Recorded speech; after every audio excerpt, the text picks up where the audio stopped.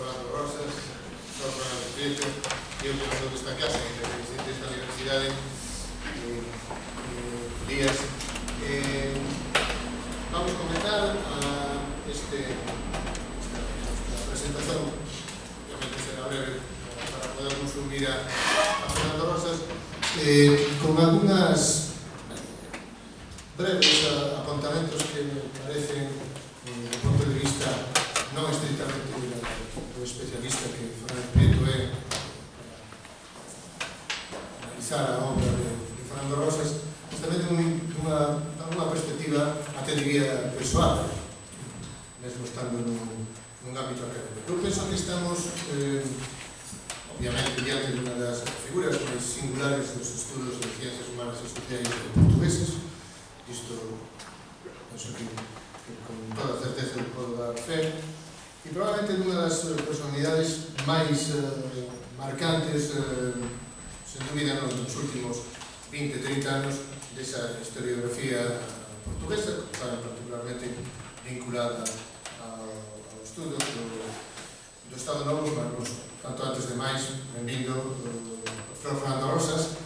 que, aliás, esta conferencia serve un pouco tamén de,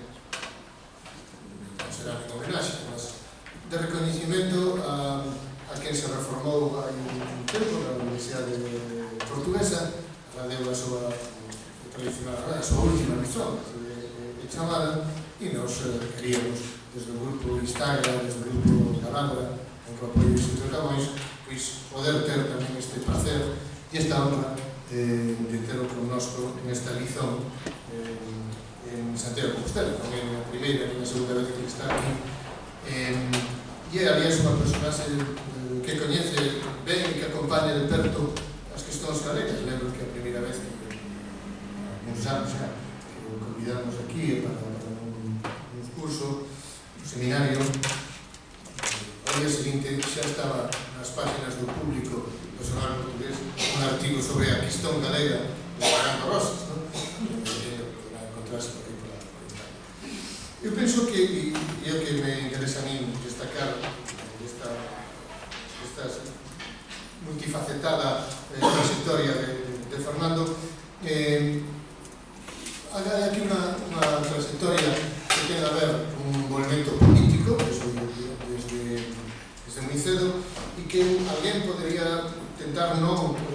falar dese movimento político porque podría contaminar algún tipo de reflexión pois a cualidade da súa historiografía. Pois amanhã teremos tamén a oportunidade de encontrarnos para presentar xa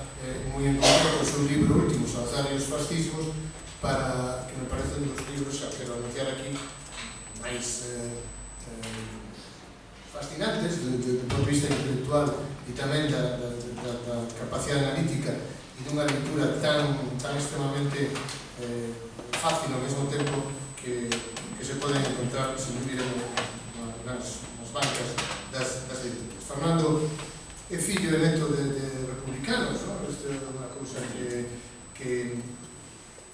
non coñece sabe que o acompaña de maneira inherente. Un crítico da Primeira República nas nosas conversas, que penso un pouco excesiva esa crítica, pois, además que coñece un pouco ese republicanismo portugués poderá ver en Fernando esas marcas que levaron a un envolvimento político desde moi novo, xa non sei, e até con un protagonismo importante. Ele estudou despois Direito e xa foi logo detido por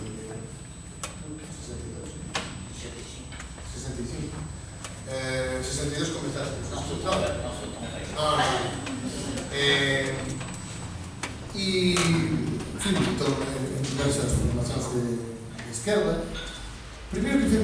foi Direito, foi estudante e licenciouse en Direito, e como tal traballou naquele gabinete de planeamento, teño por aquí anotado dos transportes terrestres. Depois foi máis unha vez detido, iso fixo que en 72 ele non pudese exercer a función pública, envolveuse antes, durante e despois nas candidaturas opositoras ao salazarismo, ao montanismo depois,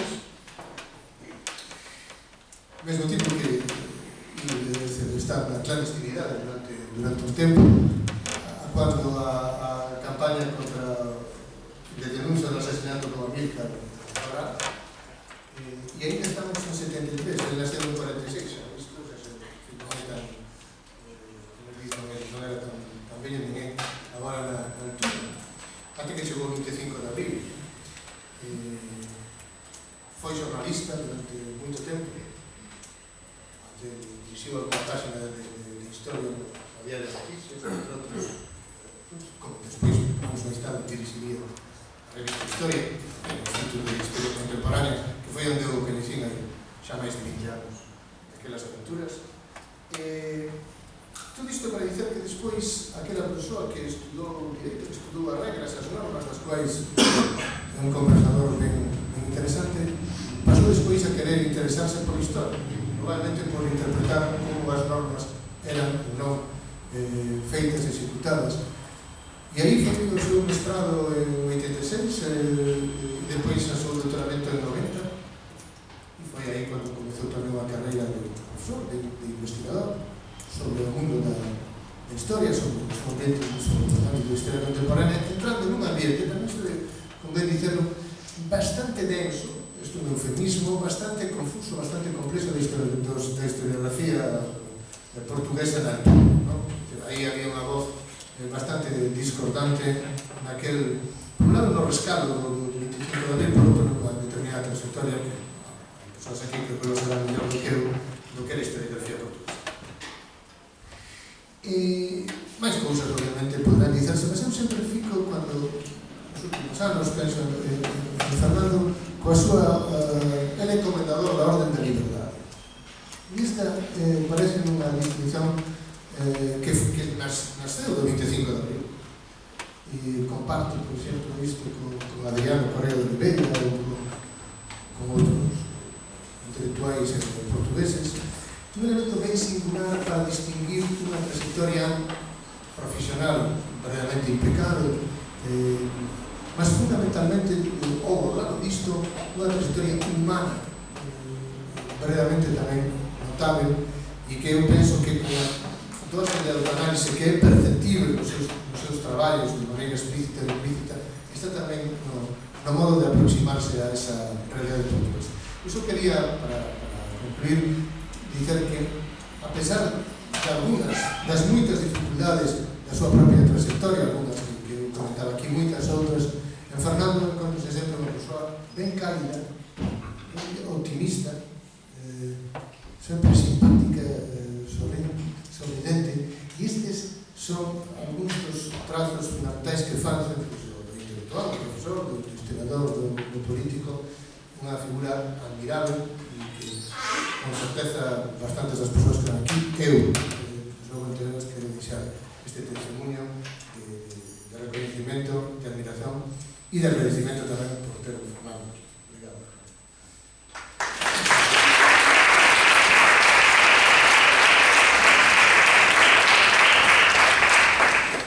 Obrigado tamén, profesor Elías Torres. Hoxe temos... Estou moi obrigado a todos e todas vos por estares aquí. Moitos de vos sois estudantes e alumnos meus, ademais. E estades aquí, ademais, como parte do vosso traballo. Pero, por outra parte, este acto é si mesmo un acto, non é somente unha conferencia, como acaba de comprobar. É algo que decidimos organizar o profesor Elías Torres e Maiseu e os grupos Galabra e Instagram, justamente por ser quen é a persoa. E porque non é a primeira vez, nin a segunda que ven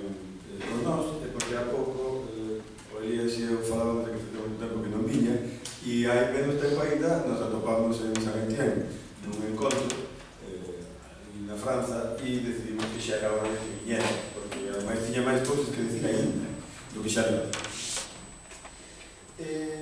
Hoxe vai nos falar de revolución e transición ao fin das dictaduras ibéricas. A verdade é que dudamos moito, o Elías e Maiseu, sobre cuántas cousas distintas podería falar e sobre que querría falar. E ao final foi o profesor Rosas que decidiu sobre que quería falar, ainda que en realidade prefería que falar outra cousa, pero como é comendador da liberdade, fala do que quería. Porque efectivamente é un asunto importante importante, é un estudo importante tamén na lógica do noso curso de Historia Contemporánea da España, pero adiantamos un pouco ao percorrido. Falaremos máis adiante das transicións, pero este é o momento, sempre é un bom momento para que Fernando fale deste asunto e o momento hoxe. Falouse do personaxe, da persoa, do político, do académico e tamén falouse do historiador, e eu quero falar moi brevemente, xa para que fale que ten que falar, que é pero creo que é importante que, sobre todo os máis novos, que non coñecedes,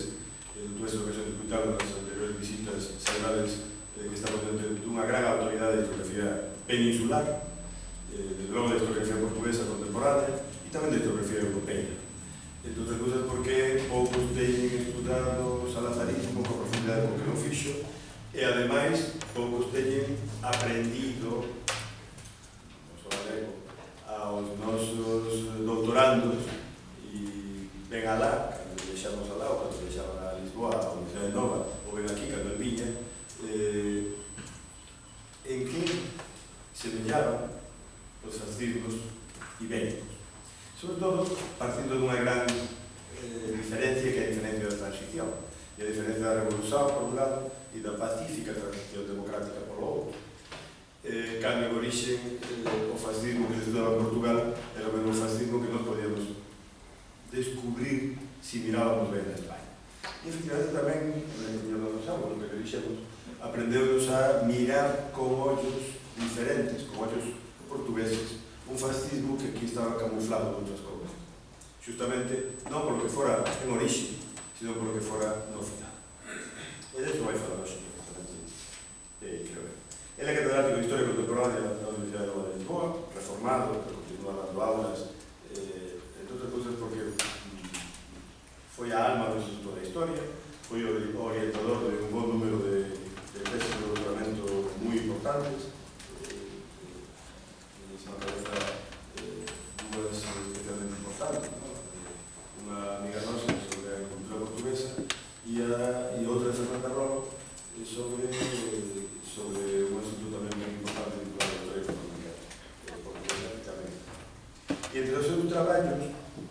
fulcrais de historiografía contemporaneista portuguesa e europea, como digo, só quería citar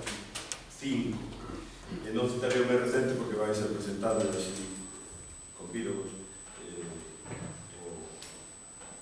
o mércoles do Concello. Salazar e o salazarismo, que é unha obra colectiva que foi editor no 99, o Estado Novo no 94, o Dicionario de Historia do Estado Novo, que saliu entre os anos 95, 50 e 96, Portugal, século XX, do 2004, é un libro que eu teño especial cariño, porque o teño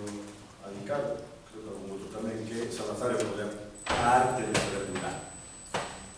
que explica como dura Salazar, tamén está explicando como dura o atlántico europeo dictador que chamábamos Franco, que tamén tuvo a arte de saber durar. E en iso lo explicou casi ninguén máis que Ismael Saz en España, justamente as duas explicacións consultan unha vez máis a lógica desas duas dictaduras ibéricas e deses grupos dictadores que fixeron o Estado e agarraron o Estado. Non vou a contar moito máis, creo que xa está ben, non creo que avance máis esta lógica de reconhecemento ao profesor Fernando Rosas, porque xa fai el mesmo en cando empece a falar e vocês cando empecen a preguntar destos de así que creo que o momento de deixar de falar.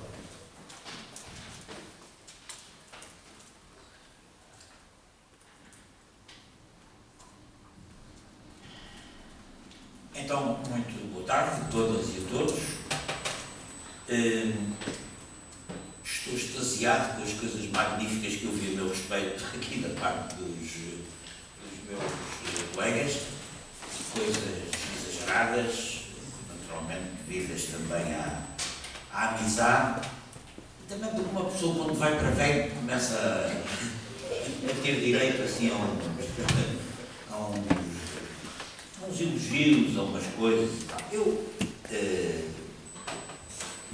agradeço muito isso e agradeço pela amizade, agradeço, mas sou um historiador comum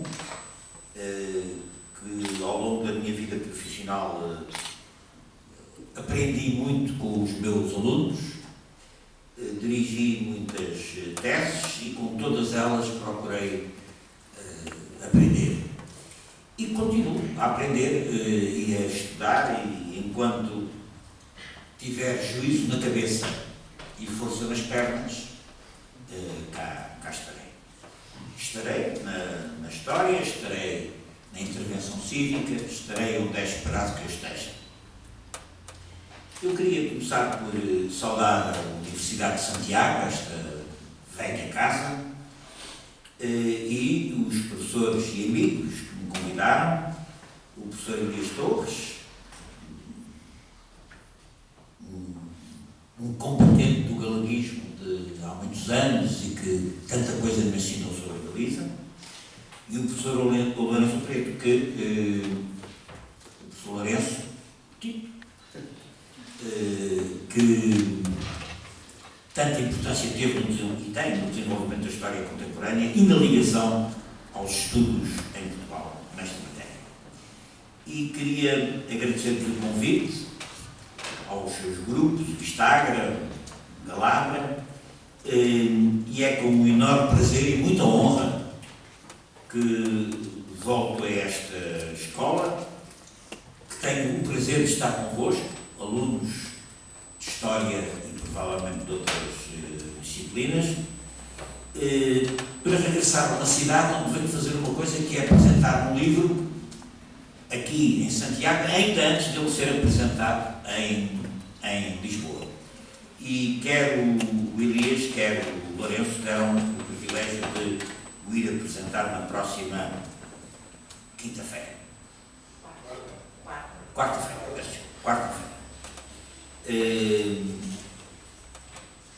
O tema, eu não sabia que tinha violentado a vontade do Lourenço. Escolher